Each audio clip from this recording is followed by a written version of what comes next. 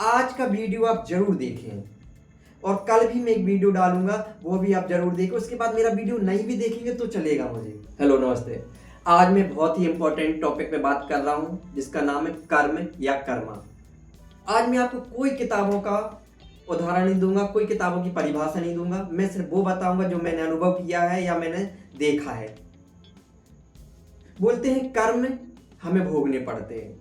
हम जो कार्य करते हैं हमें उसके अनुसार फल मिलता है। यदि हम अच्छे कार्य करते हैं तो हमें अच्छा फल मिलता है, यदि हम बुरे कार्य करते हैं तो हमें बुरा फल मिलता है। एक मैं खुद अनुभव किया हुआ एक कर्म है। कोई अधिकारी है, छोटे अधिकारी को, कर्मचारी को दबाता है, परेशान कर रहा है। 1 दिन करेगा, 2 दिन करेगा, 10 दिन करेगा, 15 दिन करेगा। आप देखेंगे या मैंने खुद देखा है, अनुभव किया है कि कुछ समय बाद वो व्यक्ति परेशान होता है। क्यों?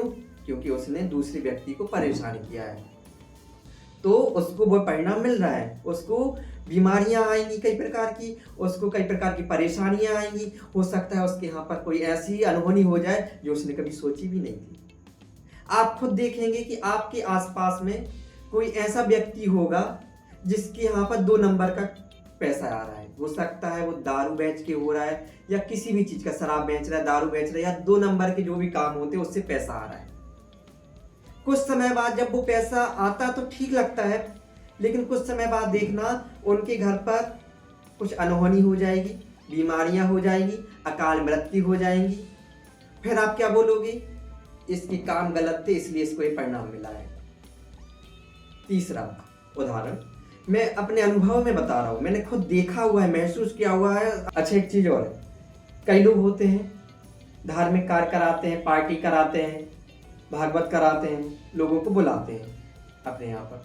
बुलाने के बाद आपको उचित मान सम्मान नहीं देते। ठीक है, आप जाइए, आप पे जो योगदान बन रहा है करिए, वह उसके कर्म है। आपको उचित मान सम्मान ना देगा, ठीक है, उसको भोगना पड़ेगा, वो भुगतेगा भी। 100% है, यहाँ पर कर्मों का ही खेल है कलयुग में, उसको भोगना पड़ेगा। आप जाइए, आप पे जो योगदान बन रहा है करिए और वापस आ जाइए। मान लीजिए आपके घर पड़ोस में कोई ऊंचे पद वाला है, रईस से, थोड़ा सा हो सकता है सरपंच ही हो आपके घर पर या आपके पड़ोस में, आपके गांव में। वो कई लोगों को दबाता है अपने पद पर, अपने बल पर। कुछ समय बाद उसकी संतान ऐसी निकलती है कि उसने जो पैसा कमाया है उसका सारा पैसा उसकी संतानों ने बर्बाद कर दिया। उसने जो प्रॉपर्टी खरीदी थी वो सारी चौपट हो गई, बर्बाद हो गई। क्यों? क्योंकि उसके कर्म जो थे अच्छे नहीं थे, उसके जो कर्म थे वो धर्मयुक्त नहीं थे। यदि हमारे जो कर्म हैं वो धर्मयुक्त रहेंगे तो हमें कभी भी परेशानियां नहीं आएंगी। बोलते हैं कर्म लौट के आते हैं, कर्म घूम कर आते हैं। हमने जैसा कर्म किया हमें वैसा परिणाम मिलता है। कर्म कभी भी किसी के कटते नहीं है। कोई कुछ भी कर ले, कर्मों का सामना उसको करना ही पड़ता है। यदि वो अच्छे कर्म करेगा तो उसको परिणाम अच्छा मिलेगा, यदि वो बुरे कर्म करेगा तो परिणाम भी उसको बुरा मिलेगा। इसलिए मुझे कलयुग सबसे अच्छा युग लगता है। यहाँ पर ना पुराने युग का भोगना पड़ता है, ना आने वाले युग का उसको भोगना पड़ेगा। जो आप इस कलयुग में करोगे आपको वही आपको यहाँ पर भोगना पड़ेगा। इसलिए मुझे कलयुग सबसे अच्छा लगता है। यहाँ पर जो कर्म आप करोगे वो आपको फल मिलेगा। अच्छे कर्म करोगे तो आपको अच्छा फल मिलेगा, आप बुरे कर्म करोगे तो आपको बुरा फल मिलेगा।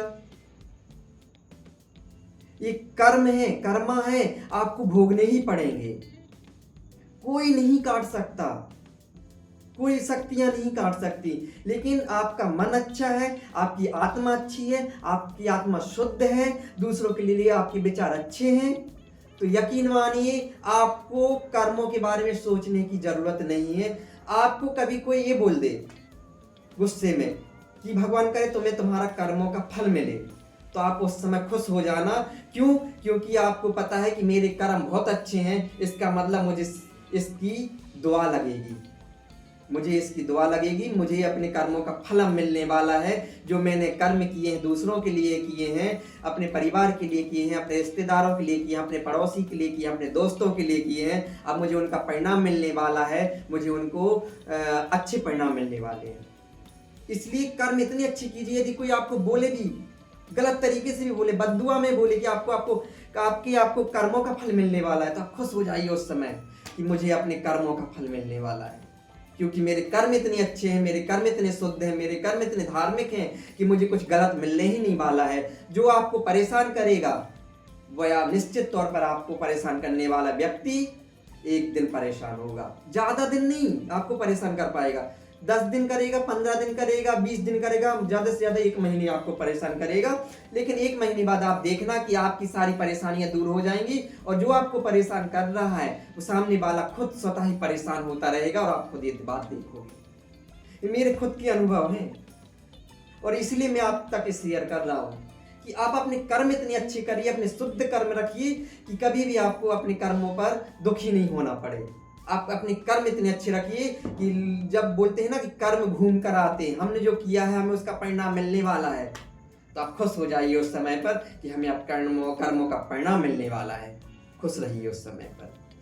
कर्म नहीं होते ना तो लोग क्या जाने क्या क्या होता दुनिया में। इसलिए कर्म बहुत अच्छी है, कलयुग में तो कर्म बहुत अच्छे हैं कि हमें यहाँ के यही भोगना पड़ता है। यदि हम अच्छा करेंगे तो हमें अच्छा परिणाम मिलेगा, हम बुरा करेंगे तो हमें बुरा परिणाम मिलेगा।